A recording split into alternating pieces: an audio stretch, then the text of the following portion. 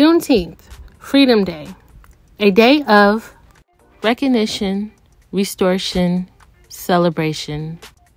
Recognition. Lincoln's main objective for the Civil War was to reunite the state. Soon after, in his mission, he also included abolishing slavery. The issue of slavery was a complicated matter. Many people felt that slavery itself was wrong, but didn't want the flow of equality to come from ending slavery. Lincoln felt the best thing to do was to recolonize black people to Africa. He had very little hope that white and black people could live together in peace. Recognition. The Emancipation Proclamation, an act of war.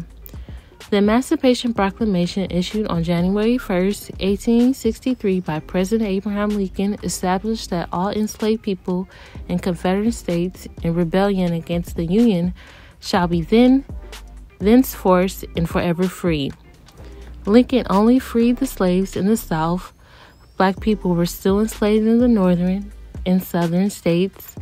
Lincoln could not free slaves constitutionally because black people were considered personal property in the Constitution.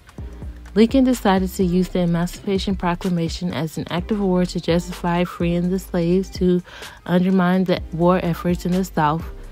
Theoretically, the free slaves in the South could have been re-enslaved after the war was over.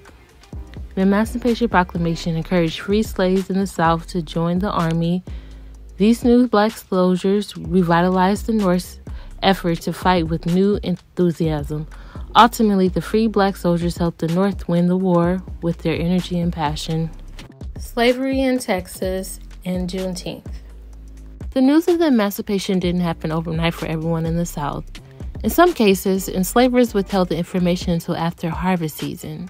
In Texas, slavery had continued as the state experienced no large-scale fighting or significant presence of Union troops. Many enslavers from outside the state of Texas had moved there as they viewed it as a safe haven to continue slavery. The war came to a close in the spring of 1865. General Grainer's arrival in Galveston that June signaled freedom for Texas' 250,000 enslaved people. Celebrations broke out amongst newly freed black people after receiving the news, and Juneteenth was born. Texas was the last state in which enslaved people officially gained their freedom. That December, slavery in America was formally abolished with the adoption of the 13th Amendment.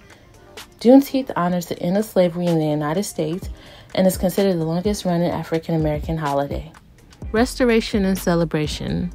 The post-emancipation period, known as Reconstruction, 1865 to 1877, marked an era of great hope, uncertainty, and struggle for these newly free people.